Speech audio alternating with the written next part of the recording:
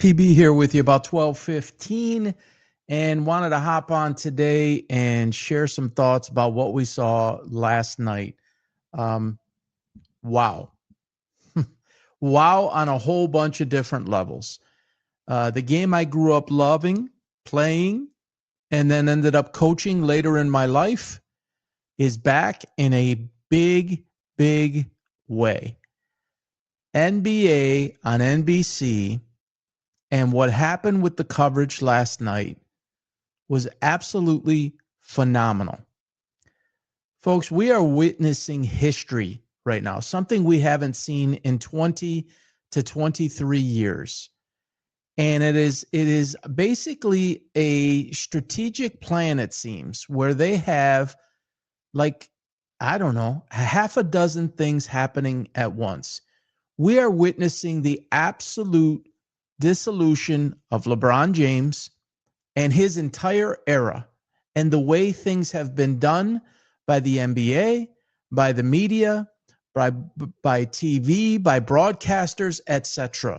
It is out with the old and in with the new, and a return of the old, which is kind of new, in Michael Jordan. The greatest legacy, the greatest era in the history of basketball. I just don't even understand. So if you have any understanding of history and you're a younger person, like 25, and you go back and you watch film, and you know what? When I was 25, people used to say things about Havlicek and Pistol Pete and Will Chamberlain and different people like that. I get it. I understand. It's difficult to always connect the pieces or connect the dots. But Michael Jordan is in a class by himself. And then what happened after he exited was a focus on basically on a player for the last 20 to 22 years. And what we saw last night, in my opinion, is a kind of an entire re-engineering, a brand new rebuild and reboot that is built around the product, that gets back to the basics. And sometimes when you get back to the basics, a product or a service just shines. One of the things I used to always teach and mentor people with in coaching basketball and coaching business is you can never put greatness into something, someone, or a player. You have to set things up in order for greatness to come out of it, whatever that may be, whether it's an athlete, whether it is a salesperson, it doesn't even matter. Honestly, it doesn't matter. It's setting up the framework and painting the entire picture, and then put that person in that picture, a portrait, whatever you want to call it, and have that person, place, or thing shine. And what we saw last night, going back to when I was a kid, the most exciting thing before there was ever a game was to watch the starting lineups and hear the players announced. The Bulls music and the final countdown music with the Pistons, which is who I grew up with. Pistons, Bulls, Celtics, Lakers, all of that. And so for us, it was the final countdown or the Chicago Bulls. I mean, I made videos for my teams with that song. We used to come out of the locker room with that song, even though it was past the era. And the guys were like, "Coach, can we play rap?" And I was like, we'll do some of the rap, but we got to do the Bulls entrance. And then one of the guys came up to me, he's 17 years old or something. And he goes, 18 years old. And he goes, that's actually pretty cool. He had no idea what it was like. And Michael Jordan returning, and Bill Simmons, I saw a snippet of a clip he did. He says, I don't know what I really just saw. I don't know what they really just teased. I think we can see what he teased. First of all, they teased and then they teased to get you to come back. Makes total sense. I get it. But is there anybody, honestly, that is not waiting to see what he says next? Interested, maybe on edge a little bit, to hear what he has to say next? The legend himself, the greatest ever. Probably the greatest ever in any sport. You can argue Tiger Woods in golf, and there's other players in certain sports that are truly, truly special, like a Brady, etc. But to see him kind of come out of the shadows again, he's been relatively quiet. I talked about this yesterday. He owned the Charlotte Hornets, then he owned a racing team. He's done his Nike brand. He's done, different things, but he's mostly, as he said last night, which of course that wasn't filmed last night, is he spent time with his family. He's mostly stayed out of the limelight. And sometimes when you go away and you come back, people were exhausted in fairness, people were exhausted of Jordan winning so much. It was like, again, the dude's in the finals. Again, he won 3 in a row. Took a year away. He won 3 in a row again. It's Jordan, right? And it's LeBron. But the greatness of LeBron or of Jordan versus the greatness of Kobe is so similar. And the greatness of LeBron is so different. And we're watching a real-time detachment from LeBron. And I got to give, again, the Lakers credit, and I'll get back to NBC in just a moment, for starting this. It started the ball rolling by them pulling the pin and deciding that they were going to turn all their focus and attention to Luka, and it was no longer about LeBron. And whatever LeBron wanted to do, they were going to support. You want to opt in? Hey, we'll keep you around. You want to opt out? Fine. But here's what we're doing. We are rebuilding our entire franchise for now and in the future, and you're basically not included in that. You have one more year, and you want to opt in, we'll keep you along for that year, but this is who we are now. And that was almost like, it was the password for everybody else to follow suit. And I think that some of it was going on behind the scenes. And Mark Walter, who's a terrific businessman, owns the Dodgers. Now the majority, 67%, I think he owns of the Lakers, owns the ladies basketball team. Of course, he had to be on and sign off on this. And I just think everybody is done with LeBron. And it is traveled all the way through the broadcast network, bringing NBC back. Mike Tirico is a freaking legend. I was chatting on X with Tim Brando, who last night, who is also a legend in his own right. And I brought up, is there anyone that's better than Mike Tirico and Jim Nantz in terms of their versatility? And in terms of when they speak, it's a big event. That's what Mike Tirico is synonymous with now. That's what Jim Nantz is synonymous with. Obviously, the NCAA finals and tournament and, the Masters, golf, friggin' tennis, whatever else he does. I mean, he does so many different things.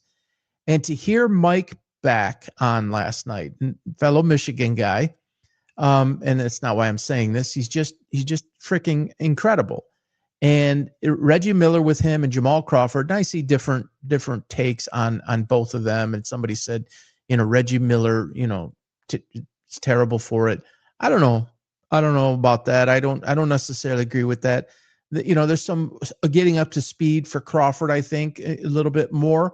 But I think that's terrific. I think the pregame was terrific. I think all the lead up, the marketing up to it was terrific.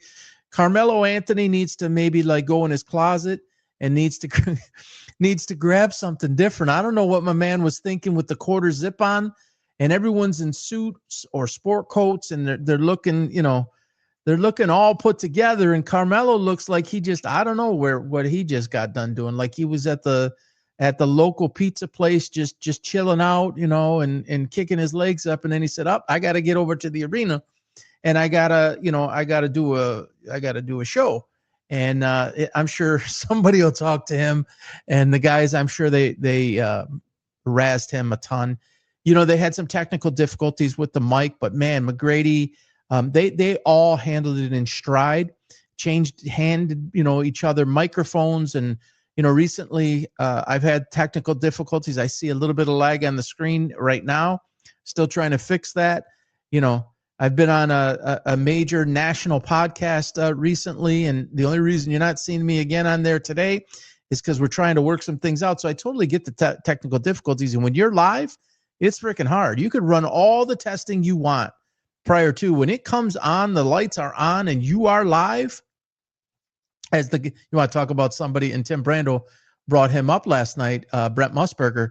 You want to talk about a legend that could do everything, Brent Musburger, and you are looking live. So when you get live, There's no bailing out. Cut to another camera, pan to another camera, switch out mics, go to break. After that segment, I'm sure, the tech guys were going crazy in the truck. And, they showed a clip, too, of the truck, too, by the way. And those guys never get enough credit. They're the guys behind the scenes in the truck or in the room or wherever they are. And they're making that show go. And they showed the countdown to live and the intro coming into the Thunder and the Rockets, and let's pan to Mike in 5 and 4, 3, 2, 1. And I'm starting to learn a lot more about that with what I'm doing now. And it's such a credit to those guys. And every single component of the team has got to be working to pull off a show like that. It's pretty freaking flawless last night. And again, they did that lead up intro, with Holmgren and Shea, and they announced the broadcasting team and their height and act like they're coming out to play a game. They're like, we playing them. It went back to what made it great about kids, for the fans, and got away from this albatross. Sorry, I'm going to go on a bit of a rant here. The media created, in large part, LeBron James. Okay. They pushed and they pushed and they pushed and pushed and pushed. They shoved him down our throats. He never should have been. Yes, he was a talent. Yes, he was extraordinary in several ways. The high school games and all of that stuff, they went down a different road, and it worked for a while. And most recently, it's blown up in their face. And he never adjusted. He never adapted. And you saw his behavior last night, just sitting there, non-supportive, disengaged, pissed off at the world. He'll say, well, now he'll pull a Shedeur Sanders. It doesn't matter what I do. People are going to say stuff about it. I'm not talking to you. Your actions are speaking. You didn't have to say a word, and you said everything everybody knows you are. A selfish, self-centered superstar that has wanted it all about you for the past 23 years. And if for a matter of a moment, it isn't about you, or the camera's not on you, you freak out. And it's been your issue probably your entire life. Whether you weren't loved enough as a kid, or there wasn't enough attention paid to you, the world tuned in, man. And you got maybe addicted to it, or you maybe took it too far, or you took it too much, and then you never learned. You never consulted people. You may have consulted people, but it never showed through what you may have learned. And you just buried yourself deeper and deeper with the decision. And you come out and do something stupid 10 days ago with the decision too about a Hennessy drink. You got to think, when you get that big, what kind of messaging you're sending. Who's around you? What are you saying? What are you not saying? What are you marketing? How are you going about it? Is it best for the game? See, that's what Michael said last night in code. And I think as we go, Michael meaning Michael Jordan, not Mike Tirico. I think we'll see what when as we go, he says it burns him that he can't do it anymore, but he knows he'd blow out an Achilles. And the authenticity of the game. And he's talking in code, folks. I've studied the guy's life. I've read every book he ever wrote, seen every clip, studied him as a person, as a player, integrated it a lot into my life in different ways, integrated it into my coaching in a lot of ways. And he doesn't like the way what the game has turned into. I don't want to speak for him, but I think he's already, clued us all in on it. Kobe clued in, may he rest in peace, clued us into what his thoughts are about the game and how it drove him and Phil Jackson crazy, and the type of basketball that we watch now, and the type of shooting and non-defense and softer overall play, and the officiating in the way that it's designed. I think that all bothers Michael. It's not authentic as it once was. And I think we're going to start to hear him speak about that. And I don't necessarily think he's just going to, give us insights into the X's and O's. I think we're going to get snapshots into his brain at 62 or 3, whatever he is.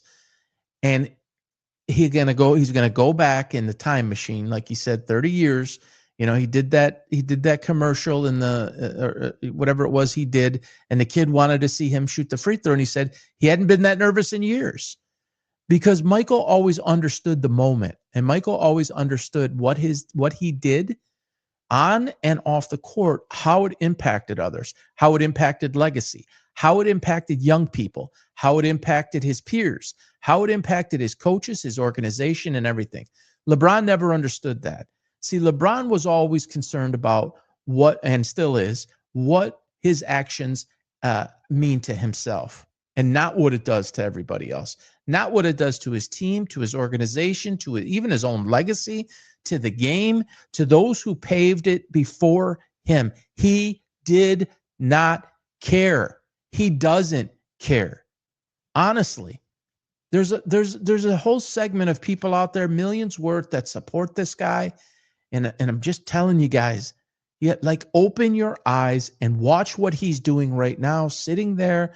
It's a timeout. Everybody gets up. He's slow to get up. And don't give me no BS about a sciatic nerve. Please. It's got nothing to do with it. He's looking for leverage out. His leverage was taken away. And he's going to try to play this game. And they lost last night. And I did the stat. I don't know if I have it right here. You can certainly see it on my X account. But they were 60.7% from the free throw line. And Golden State was 89.7, I believe it was. And there was a 9-point differential on makes and misses. Luka was at a negative. He was minus. Austin Reeves was, I think it was, Luka was -6 or -8. Reeves was -14. These guys, they can't play defense. And whether you have LeBron or don't, it's not going to make a difference. They're not going to win. He is again realized that he can't win with the team that he has. So I'm going to sit out. And folks, he would have opted out of that deal if his son wasn't on the team. You can mark it down. You can bet the house on it. That's the only reason he opted in. It's as obvious as it can possibly be. He would have been fine opting out. He would have been fine taking a veteran minimum. He opted in. He's getting $52 million as it sits right now, and his son's on the team, and he's got to oversee that because he's a control freak that way too. Don't ever let anybody kid you.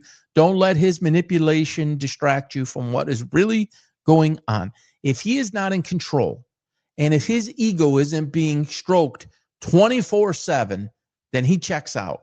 And he goes and runs away to the next, what he believes is the next greatest thing, whether that's a team, whether that's a product, whether that's whatever. He can't stay in one place. He gets tired of it. When it doesn't go well, he runs and cries like a little you know what. I'll just say baby. How's that? And he did it last night for the world to see. And that was intentional. As if I'll show you. No. You're doing nothing to show us. You're not hurting us. All you're doing is showing us what so many people already knew, and you're validating it. And for those that maybe were on the fence that didn't get it or were still giving you the benefit of the doubt, you proved it to them. Like, why would anybody want him on their team? It's all coming out. It's coming out from the well, we've heard it from the Kyries. We've heard it from former teammates. We've heard it from former competitors that are no longer in the league, guys who are in the league. Nobody likes you that way. Nobody likes what you did. They might like you as a guy to hang out with and think you're fun and all this and go hang out and live the life, whatever. But nobody respects what you did to the game. And the man who sat down with Mike Tirico last night, he damn sure doesn't. And if you go back to one of the clips, people said, do you and they asked LeBron, do you and Michael talk? And he said, Michael said, I'll talk to you when you're done. Man, Michael doesn't want to talk to you when you're done. He doesn't respect you. He may respect you as a person, but he doesn't respect you as a player. He doesn't respect you as the person who took the baton and the torch and basically buried the league for the last 20 years. And you know what? I'm not going to all put that on LeBron because the media was in the tank too. The networks were in the tank too. The sponsors were in the tank too. And it caught up. And now we're seeing a cleansing. I wrote it down, a cleansing literally of the NBA before our eyes. Out with LeBron, in with Michael. You're seeing the Amazon teams and you're seeing the ESPN team and the NBC team. And you're seeing some of the greatest players ever to play who are very talented. Grant Hill, phenomenal with a microphone. I think Reggie Miller's very good. Tracy McGrady is terrific. Vince Carter's gotten a lot better. Jamal Crawford, I think, is going to grow into something, pretty special. Who am I missing? I said Carmelo. I think Carmelo's got a bright future ahead of him if he wants to stay with this. And it's like there's a taste of the old, and then there's a focus on the new. And then to roll out your first game like that, and obviously they felt this way because they scheduled that matchup of Houston and OKC. You have the defending champions, wildly talented, young, have spent a ton of money. I put it up on X yesterday. It's supposed to be a small market team. They got all these contracts, super max contracts. They spent $750, I think, or $770 million tied up into those three guys, Shea and Jalen and Holmgren. And you're obviously playing against Houston, who's freaking loaded. You bring back Durant, and I said this yesterday. I'll say it again for those of you who might not have heard me. LeBron is ranked 14th on my all-time 15 list. I got called every name in the book, 4 months ago when I did it. I got called names in the book again yesterday. I'll get called names in the book again today. I would take Kevin Durant, even though I don't respect how he jumped around and is on his, 5th or 6th team. I don't like that. But I'd take Kevin Durant 100 out of 100 times over LeBron James. I would never think twice, and I would never look back. And Kevin Durant has his chance now to go to Houston and just be Kevin Durant as a significant contributor, that 23 to 25, 23 to 26 point a night guy, 7'4" wingspan, can D up when he needs to. You saw what he was doing with Shea there, and Shea's so crafty there at the end, and he ended up fouling on him. There's just not a whole lot you can do with that. The game's on the line. You want to stop the guy from scoring.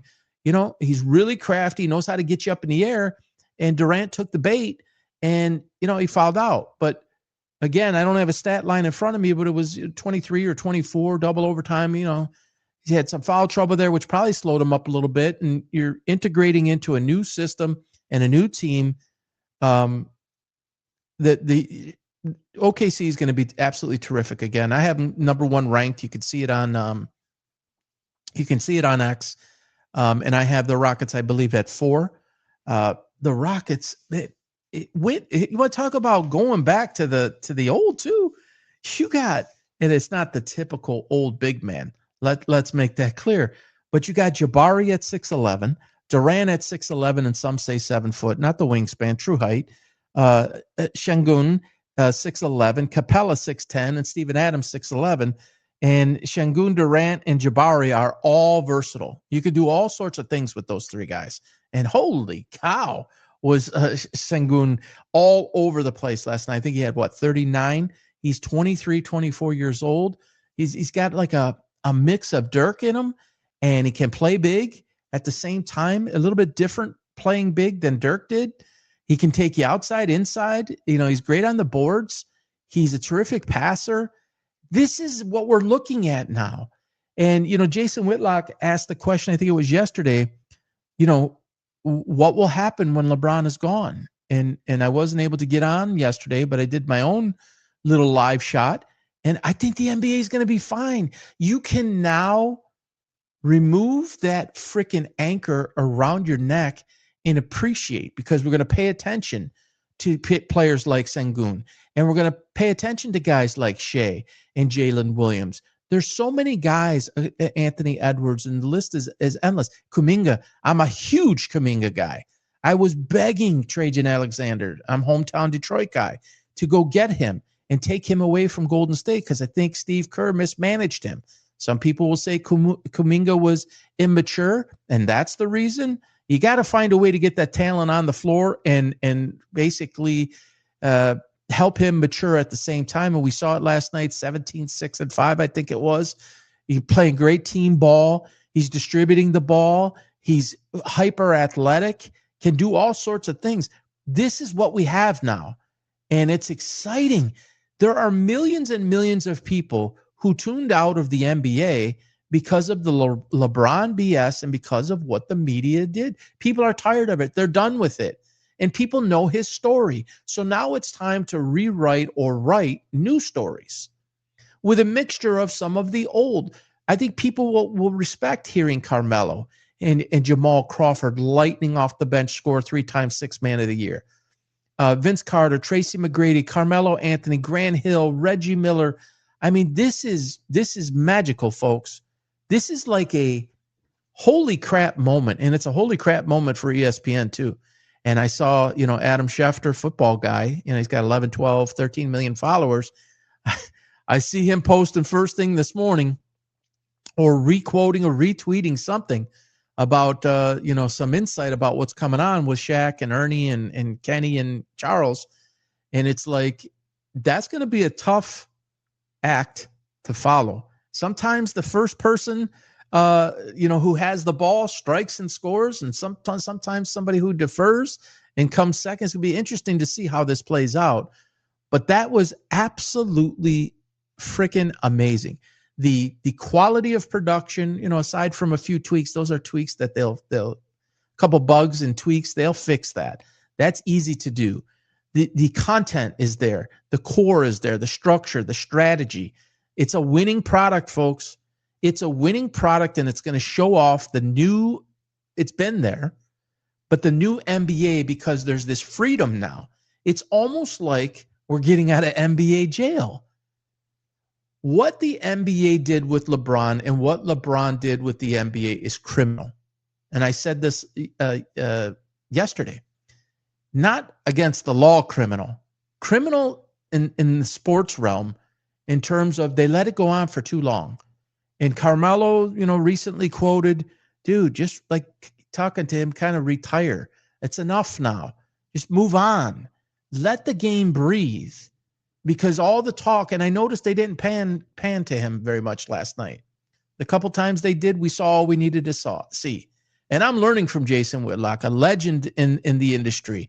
In so many years with the Kansas City Star and ESPN and Fox, and understanding how the networks operate. And I'm obviously looking from a distance and learning from a distance. I know a different angle of it, or like to think that I know a different angle of it. And you can't show him anymore. And I think he knows that, folks, meaning LeBron. I think he knows the spotlight's gone. And I'll be honest with you, and people go at me all day long with this. I don't think any other team wants to take it on right now. I think they feel it too, honestly. I think they feel it. I think they're done with it. Think about this for a moment, because they've been talked about a lot, the Mavericks. Why would the Mavericks inject LeBron James into what they have going on? Why? Not while Kyrie's out, and think of it that way. Why would Jason Kidd want any part of that? Why would Nico Harrison want any part of that? He already didn't want, at the time, a self-centered Luka Doncic. Why would he want a self-centered LeBron James? Even if it was for the veteran minimum.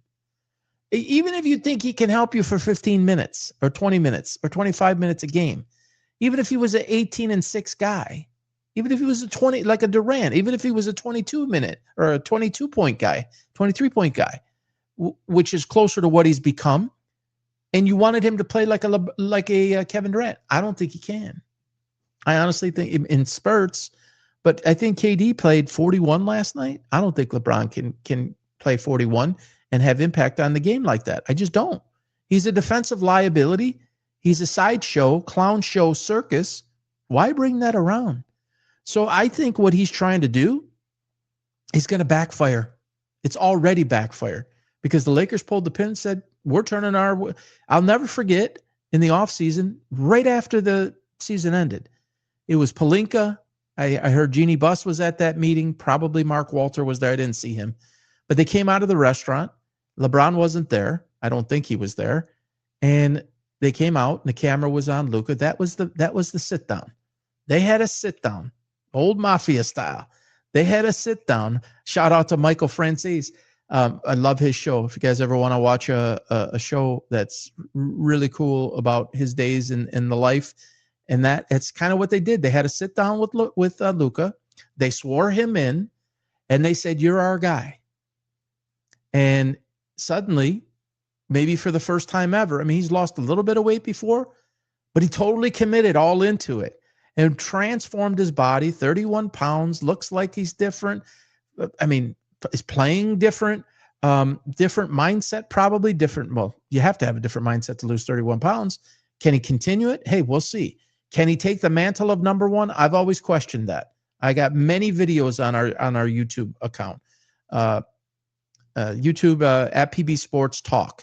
A lot up there about Luka. I felt in the offseason, this is pre him losing the weight, that they should have traded him. Got rid of LeBron and traded Luka. Yes, I said that. I'm all over saying it, and I still contend it's not a winning formula. And then you go get DeAndre Ayton. That's not going to change nothing. They think he's a rim runner. Jackson Hayes is a better rim runner than DeAndre Ayton, in my opinion. DeAndre Ayton is extremely limited, and with his size, he's not exactly not a defensive liability. And it's just off. The fit doesn't work. And when you're going to have a ball-dominant guy like that and score 43, so Jordan did it. People will say to me, well, Jordan did it in the 80s and 90s. Yeah, but those guys, it was Pippen, it was Jordan, it was Rodman. If you wanted to run your offense through Michael, and Michael got 40, 45, 47, they were locking your ass down on the other end. So if you're allowing your main guy, and the other team's going to say, all right, we're going to let him get his. We're going to let him get his 40. You couldn't outscore them because they would lock you up on the other end. So Luka scores 43 last night, and they lose by 10. I think it was 10, 9 or 10. 118, 109 or 119, 109. It doesn't work, folks. It doesn't work. That style of the NBA is gone unless you can lock somebody up. And with the 31 pounds lost, we're not going to suddenly see Luka Doncic be a stopper on the defensive end. I'm sorry. He's going to be able to move his feet a little bit better, but it's not a part of his game. And I don't see it becoming a part of his game. Whereas Michael and Kobe and Scotty and those types of guys, of course, Rodman wasn't the offensive guy that those were, but he would shut you down, anyone on the court. Didn't matter your size. He was playing centers. The Lakers don't have that, folks. And so this love fest with Luka, it's not going to work. And when LeBron comes back, those two can't function on the same team as two ball-dominant guys. Someone has to take the second fiddle, so to say. And I believe Austin Reeves, while he is a defensive liability, he should be that second guy anyways. I don't think it should be LeBron. If you're obviously committed to Luka, you're super maxing him, or you're maxing what you can give him. And then I think it's in 2 years, he re-ups to be able to get Supermax, or can re-up to get Supermax. It doesn't work. What you saw last night didn't work. You inject LeBron, it doesn't work. And I think LeBron knows that. And I think it's part of why he's taking these 3 to 4 weeks off. It has nothing to do with a sciatica nerve. He can play, but he's sitting out. He's pouting. He's whining. He thinks he's sending a message and saying, I'll fix you. But really, he doesn't have any options. And the Lakers really don't have any options, with him. And I don't think anybody else wants to take him on. And I don't think they want to take him and his son on. There's no value in that. It's just it's a sideshow. It's more devalue than value. It brings nonsense. It brings baggage. It brings luggage. There's enough for these teams to manage.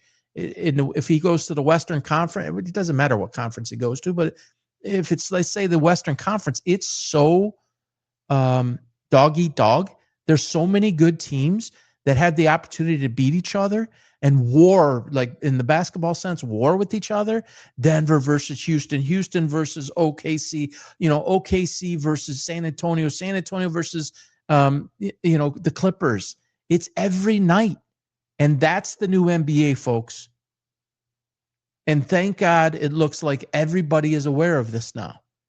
Thank you, Mark Walter. Thank you, Jeannie Buss. And to a degree, thank you, Rob Pelinka, even though he's orchestrated this team that I don't think is effective. That's why I have them at 9, folks. That's 9 with or without LeBron. I wouldn't take him in a series against any one of the teams above him in 8. A young Spurs team, you have AD who's older and Kyrie who's older, but you have a lot of pieces around those guys that are very young in Dallas. And OKC's obviously very young. The Clippers they're going to try the old man route here. We'll see what happens. Houston, a lot of youth other than Durant and Capella, a lot of youth there. So this is the new NBA. It is actually, for the first time, and I've been saying it for years, I've been saying for years that the NBA was in danger of falling from the number 2 slot. NFL being 1, NBA being 2, MLB being 3. I mean, this is with the UFC and MMA aside. The original 4, football, basketball, baseball, and hockey. And I've been saying for years that the NBA was in danger of falling out of the number 2 spot because of the way it was operated, because the way that it was themed, all of it. And now I have to really say that this is an opportunity. And a lot of credit goes to a lot of people.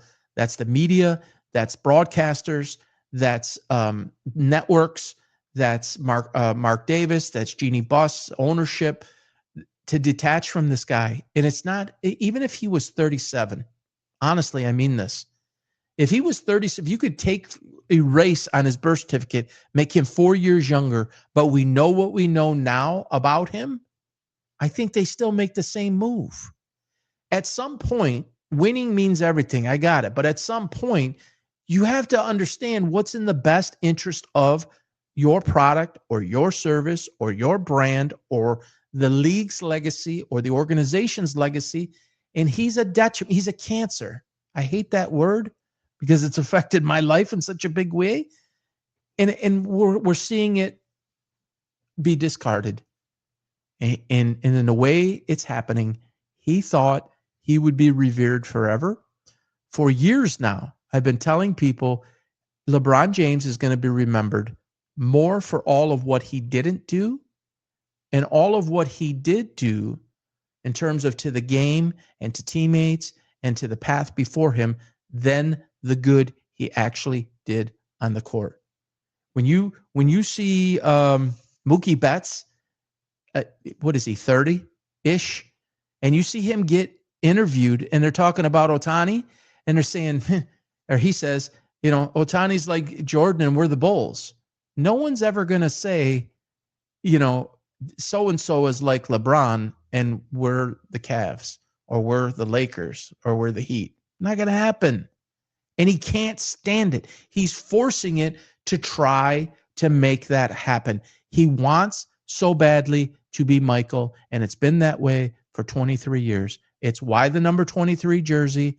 It's why the number 6. I don't care about his kid's birthday. That number 6 switch was about 6 championships, not 3, not 4, not 5, not 6, not 7, not 8. It's all a facade. It's all a person trying to disguise and cover up his insecurity and his immaturity. He's always needed the audience, the adulation, the attention, the approval, and now it's being taken away. And you saw him sitting there last night, stone-faced. I don't think he moved his hands or arms all night, except for a couple times to get up at a timeout or a quarter or half or the game. And that's what he's been reduced to. Self-inflicted, by the way. He has an opportunity. You saw Jordan hint last night. I want to do this because I want to pay it forward. I think Michael why would he come out now? Honestly, let's just think about that for a second. Why would he come out now? I loved spending time with my family, and I had an amazing time with it. And I'm 63, and I just decided I want to pay it forward now. There's something there. This is an opportunity now for Michael to pay it forward to the new crop, to the new era. To the Cooper Flags would be a new era, and the newer era is the Shays and these type of younger players, 5 years or less, let's say. He can imprint himself on them, and he could mentor them, and he can give insight to them. And I think this is part of a challenge for him. Will he say it? We'll see. We're all going to tune in. But I think there's something to this where he wants to see the game get back to where it was. And it'll never be the same, but get it to be viewed as must-see TV. Get rivalries back in the game. Get authenticity, as he said, back in the game. Get the game being played the right way again. and not this running around and looking for stars and looking for rings. No, build it and they will come, right? Build it and they will come. They will come to you. They will want to come to you. Your team will go out and get the free agents, not go run to it because you're so desperate to get 7 because you opened your mouth in 2008 and you told everybody and you allowed everybody else from the outside to say it and you went along with it because you liked it and you wanted to be that and you never became that, and you came woefully short. And I think most will argue, to be honest, I know I do. I think a lot of other people do. He hasn't even matched Steph Curry. Steph Curry's greatness and change of the game will live on forever. And he's still playing at a high level at 37. That's not to say that LeBron didn't play for at 37 at a pretty high level. I'm not going to take that away from him. But there was really nothing about LeBron's game that was different. Very explosive player, but he brought nothing different to the game. Kobe brought different to the game. Obviously, Jordan brought different to the game. Curry brought different to the game. Obviously, Wilt Chamberlain was so tall to the game. Magic brought Showtime to the NBA. Bird, unstoppable. Didn't matter who was guarding him with that high fadeaway release. Man, as a Piston fan, growing up in that time, watching that, couldn't stand the guy. You knew it was going in. There was no doubt, literally no doubt. And dude was deceptive on the defensive end and a great assist guy. So cerebral and thinking 5 steps ahead before people started talking about chess. Larry Bird was playing chess. Isaiah, maybe the greatest little man ever. I mean, those are the people that changed the game. It's just enough of that. Golden State last night, that was pretty. And as a former coach, man, when you are on the sidelines, and again, I never coached at that level, but when you're on the sidelines and you and your staff see execution like that, you see team ball like that, you see what you worked at come through and execute like that, I got the chills right now because you work so hard for that. And you're trying to plug in all these different pieces. And in that world, you got the Draymond Green personality, you got the Kuminga stuff, you got young guys like Pods. You got a lot of different pieces and parts and a lot of personalities that you have to manage. And then you have to find a fit. You got to get the chemistry. You got to get, the implementation and buy-in of your game plan. And then you got to get ultimately the execution, because a lot of people get it halfway, a third, a halfway, 75%, but there's always a piston, so to say, no pun intended, Detroit Piston fans. There's always a cylinder, a spark plug, a piston that tends to not want to go on on all cylinders. And for the first game of the year, Curry was quoted yesterday, the day before, saying, "I believe we have a real chance to win." He's right. He's right. They're older. Man, Jimmy Butler, how does he still do that? Honestly, I was never a big Butler guy, but the last 3 years and 4 years, I know playoff Jimmy and Jimmy buckets and all of this, but to watch what this guy still continues to do, and he's had a lot of this stuff follow him. I get it. And he's been on a lot of different teams. I get it. But he's like, 36? And he's still doing this at playoff Jimmy and all that stuff. You're watching older guys. They cared so much. That's not to say that guys in the Lakers didn't care last night, but it matters to them if they won last night in game 1 of a friggin' 82-game schedule, that they're fully expected to go into the playoffs and make a long run. Now, will you see that in game 27, game 47, game 63, when it gets really grinding, more so around the 50s and 60-point mark, back-to-backs? I don't know. These guys, he's got that it in him, and Steph's same way. Man, that guy. I got so much respect for Steph Curry and the way he's handled himself, and how and the dude's still taking 35, 37 foot off balance, leaning to the right, falling out of bounds. He's still hitting that shot. He can do it in his sleep, but dudes in your face, full go during the game. Really special. What we saw last night. And hey, football's still king for me, even though I grew up playing basketball and coaching it. But I'm gonna after what I saw last night, and I think we're gonna see this universally. you're still going to have your people that are going to hate the game, and they're just not coming back. That's with anything. Sometimes it happens at a restaurant. They get rubbed the wrong way. I'm never going back there again, or GM or Ford or something happens, and they just don't want to go back, and there's nothing that can change their mind. But I think that there's going to be a massive audience now that comes flowing back to the NBA for all the reasons I've listed out. I think we're going to see the quality of the game increase. We're seeing the quality of the product, the content, the broadcasting increase. ESPN will do a good job. Amazon will do a good job. NBC, we've already saw what that is, and I think they've set they're the pace car. I think that was an opportunity to get out in front. Everybody's got to match it or surpass it now. That's hard. The coin was flipped and they got the ball first. And they friggin' scored a touchdown, Matt Hasselbeck. We're taking the ball and we're going to score. And then Green Bay won, to give a football analogy from quite a few years ago. I'm showing my age. It didn't work out so well for Matt Hasselbeck. Sure as hell worked out for NBC last night. And that's a big act. That's a hard act to follow. So congrats to to NBC. That was good stuff, man. That was really exciting stuff.